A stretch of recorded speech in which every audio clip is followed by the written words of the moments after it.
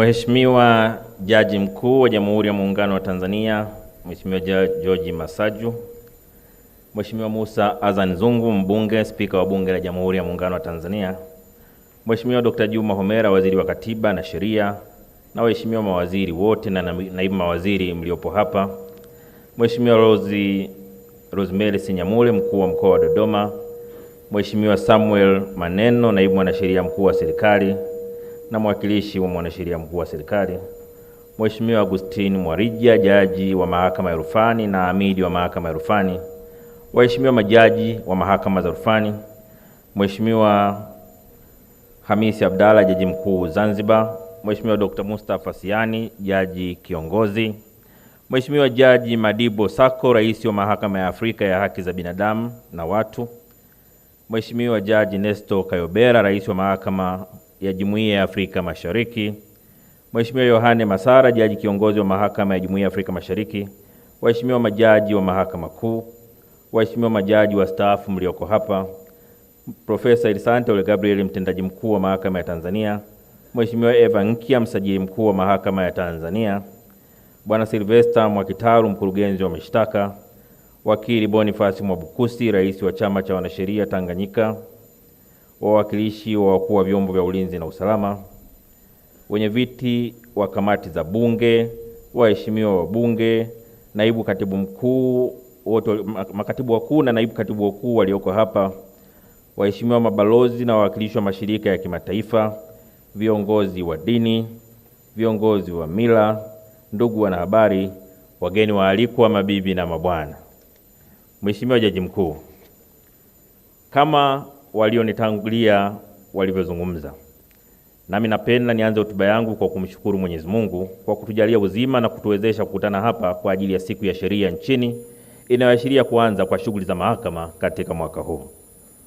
Kwa kuwa hatujapata fursa ya kukutana kabla, napenda niwatakie nyote heri ya mwaka mpya wa mahakama na mwaka mpya wa kalenda ya mwaka 2026. Aidha, napenda kumshukuru kwa dhati Mheshimiwa Jaji Mkuu kwa kumwalika Mheshimiwa Rais Dr. Samia Suluhu Hassan, Rais wa Jamhuri ya Muungano wa Tanzania, kwa mgeni rasmi kwa maadhimisho ya siku ya sheria nchini. Hata hivyo, kutokana na wingi wa majukumu alionayo, amenipa heshima ya kumwakilisha. Vile napenda kutumia fursa hii kuwapongeza watumishi wa mahakama na wadau wake wote kwa kuendelea kutekeleza jukumu muhimu la utoaji wa haki nchini. Mheshimiwa Jaji Mkuu, kama ambavyo nimesema, Mheshimiwa Rais amenituma kumwakilisha. Kwa hiyo ninayoanza kuyasema hapa kuanzia sasa si yangu, ni ya kwake.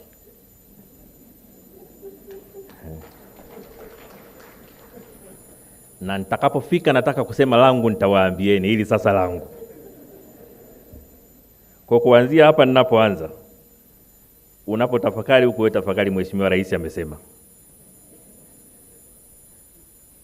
Naanza. Na hata sauti, fikirieni kama mnaisikia sauti yake hivi, lakini naanza. Mheshimiwa Jaji Mkuu, kauli mbiu ya maadhimisho haya isemayo mchango wa mahakama katika ustawi na maendeleo ya taifa imebeba ujumbe muhimu unaonyesha kuwa mahakama si tu muhimili uliojikita kwenye kutoa haki pekee, bali ni nguzo muhimu ya ustawi wa jamii, maendeleo ya kiuchumi na ustawishaji wa amani ya taifa letu. Katika hotuba yako Mheshimiwa Jaji Mkuu, umeeleza kuwa ibara ya kwanza 1B ya Katiba ya Jamhuri ya Muungano wa Tanzania inaelekeza kuwa lengo kuu la serikali litakuwa kuleta ustawi wa wananchi. Na kwa mujibu wa ibara ya 4 ya katiba hiyo, mahakama ni mojawapo ya mihimili inayohusika na utekelezaji wa shughuli za mahakama, shughuli za mamlaka ya nchi. Mihimili mingine ikiwa ni serikali na bunge. Hivyo licha ya kwamba kila muhimili una majukumu yake yasiyoingiliana na muhimili mwingine, ni dhahiri kuwa maendeleo ya kweli yatatokana na ushirikiano wa mihimili yote mitatu. Kila muhimili wa dola utakavyotekeleza majukumu yake ipasavyo, ndivyo ustawi na maendeleo ya taifa yatakavyopatikana. Mahakama ndio muhimili unaohakikisha kuwa haki inapatikana kwa wote bila upendeleo, hofu wala uonevu wa aina yoyote. Bunge limepewa jukumu la kutunga sheria na mhimili wa utendaji executive unalo jukumu la utekelezaji wa shughuli zote za serikali. Mahakama si tu chombo cha mwisho cha utoaji wa haki nchini, bali ni mshirika muhimu katika safari ya maendeleo ya taifa. Pamoja na mambo mengine, hotuba ya Mheshimiwa Jaji Mkuu imeonyesha kuwa katika mwaka 2025 mahakama ilishughulikia mashauri ya kiuchumi yenye thamani ya zaidi ya shilingi trilioni 50. Kati ya hayo, mashauri yenye thamani ya shilingi trilioni 13 yalisikilizwa na kutolewa uamuzi kati ya mwezi Oktoba hadi Desemba 2025 pekee. Vile vile, kwa upande mwingine, natambua kuwa mahakama inaposikiliza na kutoa maamuzi kwa wakati kwenye mashauri ya jinai inatoa mchango wake kwa kuimarisha amani na utulivu wa jamii, na hivyo kuwezesha kufanyika kwa shughuli za kiuchumi na kijamii. Mheshimiwa Jaji Mkuu, kwa kutambua umuhimu wa mahakama katika ujenzi wa taifa letu, serikali imeendelea kuchukua hatua za makusudi katika kuimarisha uhuru wa mahakama ili kuiwezesha kutekeleza wajibu wake kikamilifu na kuchochea ustawi wa maendeleo ya taifa. Lengo kuu la hatua hizi ikiwa ni sehemu ya utekelezaji wa dhamira ya serikali ya kujenga taifa lenye amani na uchumi jumuishi na uimara. Aidha, serikali itaendelea kushirikiana na mahakama katika ujenzi wa miundombinu ya mahakama, kuimarisha rasilimali watu na kuboresha maslahi ya watumishi wa mahakama, na kusogeza huduma za utoaji haki karibu zaidi na wananchi, hususan kupitia mpango wa ujenzi wa mahakama ya mwanzo na kata nchini zisizo mahakama za mwanzo. Mheshimiwa Jaji Mkuu, kwa watumishi wa mahakama niseme tu, nitamwambia Rais kwamba niliposema ataboresha maslahi ya watumishi katika mahakama, watumishi walinyamaza wa kupiga makofi.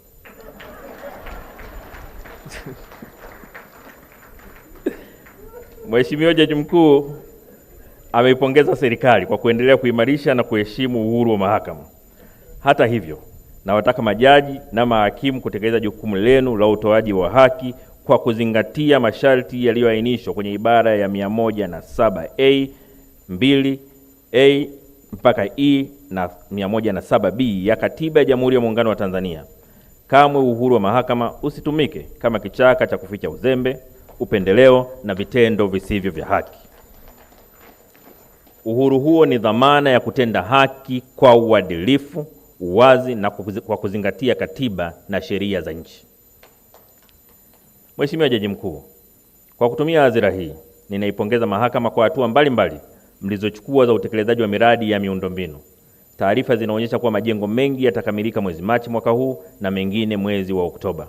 Hivyo endeleeni kusimamia miradi hiyo ili ikamilike kama ilivyopangwa na kuhakikisha thamani ya fedha inaonekana.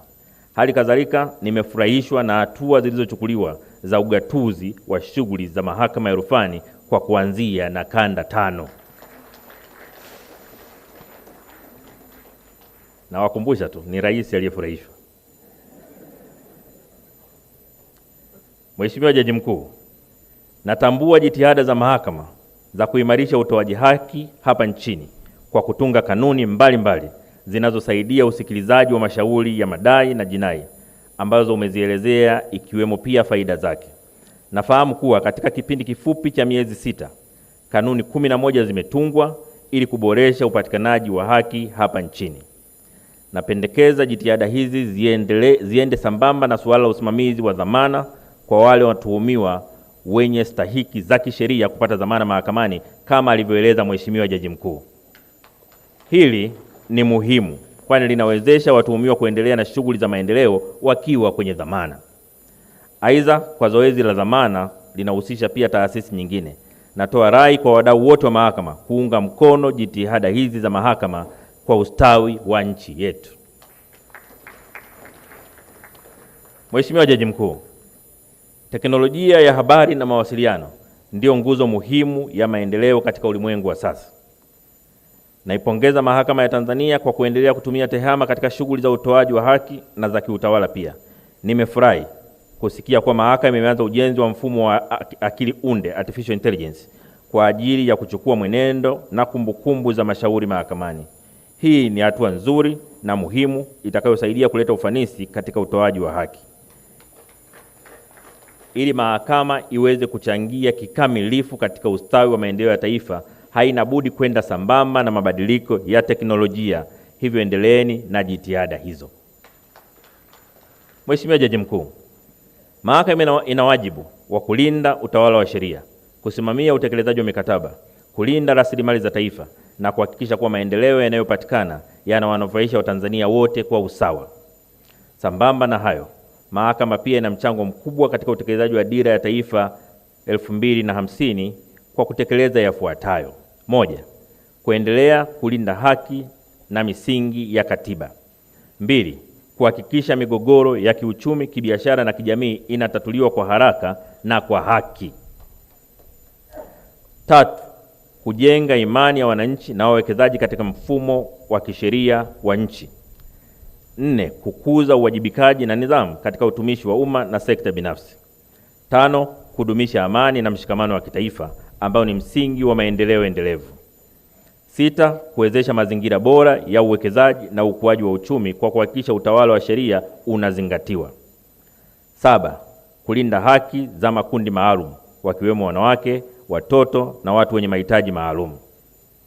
8, kuzuia migogoro inayoweza kuwa chanzo cha migawanyiko ya kijamii au kisiasa.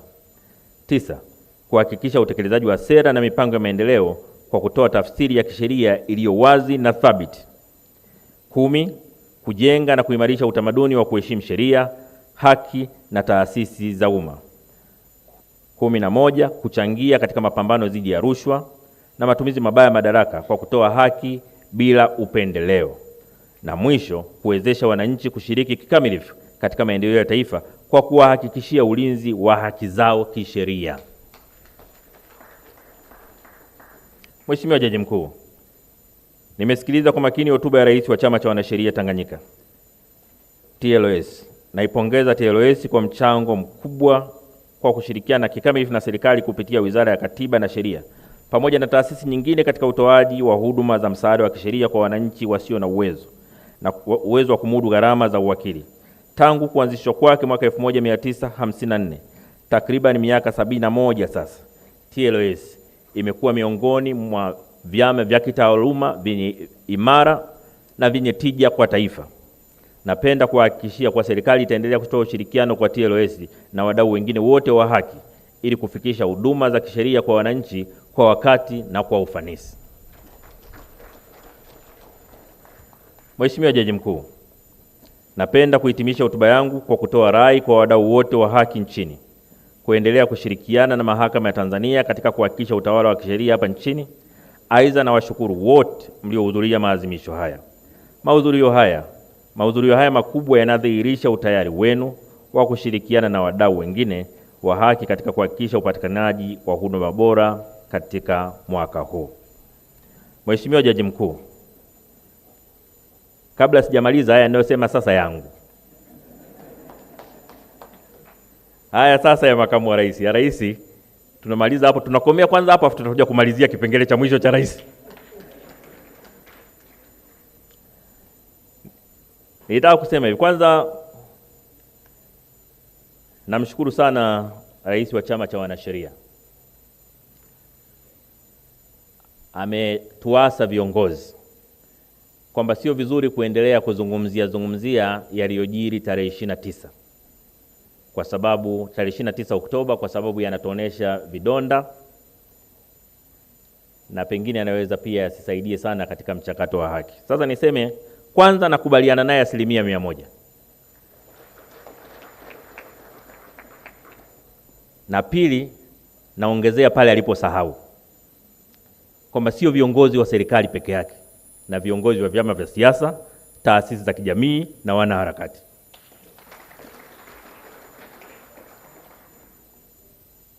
Rais ameunda commission ya kufanya inquiry, inaendelea kufanya kazi, kuendelea kuzungumzia kwa viongozi wa serikali, wa taasisi za kijamii, vyama vya siasa, wanaharakati, kuendelea kuongelea nje ya mfumo wa kisheria uliowekwa kwa jambo hili ni kutolitendea haki taifa letu.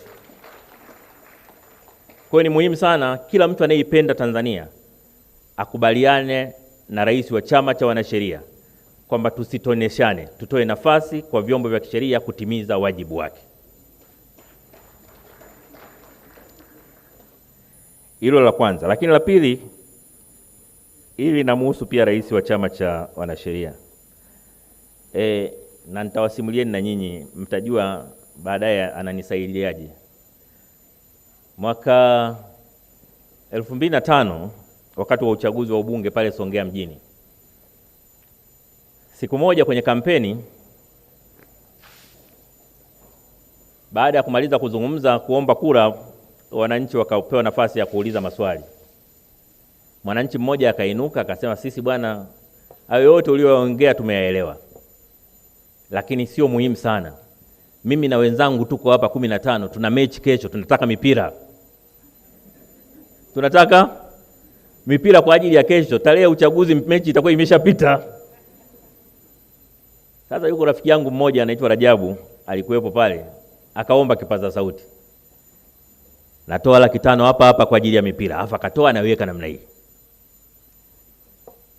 Mara pap, tulikuwa tumesahau kama ninayegombea naye ni wakili Mbogoro.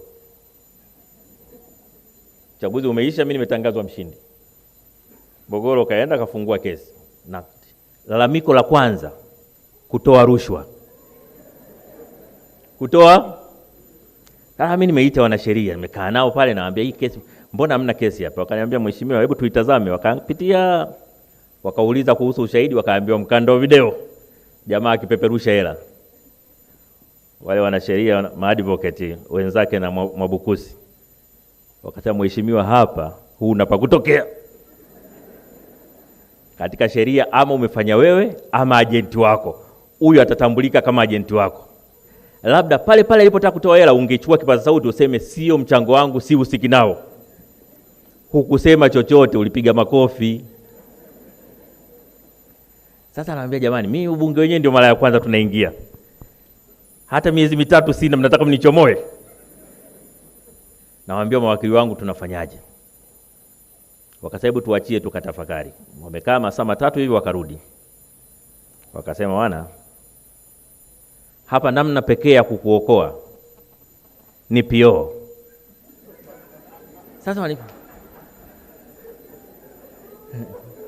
Sasa PO ndio nini? Sasa mimi mnajua mimi baba yangu alikuwa polisi. Ukisema tu PO hivi mimi nafikiri police officer. Kwa hiyo ikabidi wanielekeze taratibu hiyo kitu inafanyaje. Kwa hiyo wakasema sasa hii inahitaji research. Kwa hiyo tuachie tukaifanyie kazi na tuachie muda wa kutosha. Muda gani? Wakasema hata wiki 2, inataka research. Hatuwezi kukuambia tu. Maana njia pekee ya kutoka ni hiyo, hakuna nyingine. Basi wakaenda wakaanza kufanya research yao. Walisema wiki 2, lakini siku ya 3 wakarudi. Wakaniambia kazi imeisha, tumeshashinda hii. Mmeshindaje? Wakaniambia PO.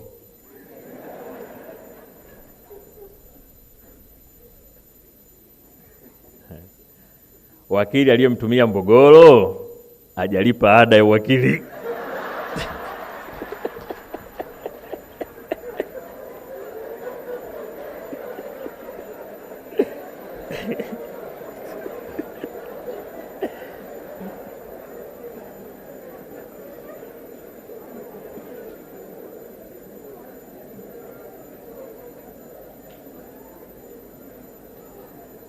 Bahati nzuri tukiwa kule mtaani tunasema ngoma ikaenda mahakamani. Habari ikaenda mahakamani. PO, jaji akasema PO hii imesimama. Kesi nje. Sasa paka wakati ule ilikuwa Tanganyika Law Society regulations peke yake zilikuwa zinasimamia jambo hili. Lakini kwa kesi ile sasa na bahati ikaenda pia rufaa uamuzi ukasimama mahakama ya rufaa. Sasa ilipoenda mahakama ya rufaa ndio sasa ikishaenda kwenye mahakama ya rufaa inageuka kuwa nini? Sheria. Kwamba sasa sio administrative issue tena, ni mandatory. Na wanasheria wote wanajua, mawakili wote wanajua. Kwa hiyo nilichotaka kusema ni kwamba kipato cha TLS kiliongezeka kwa sababu ile kesi yangu. Sasa Mwabukusi mnanisaidiaje?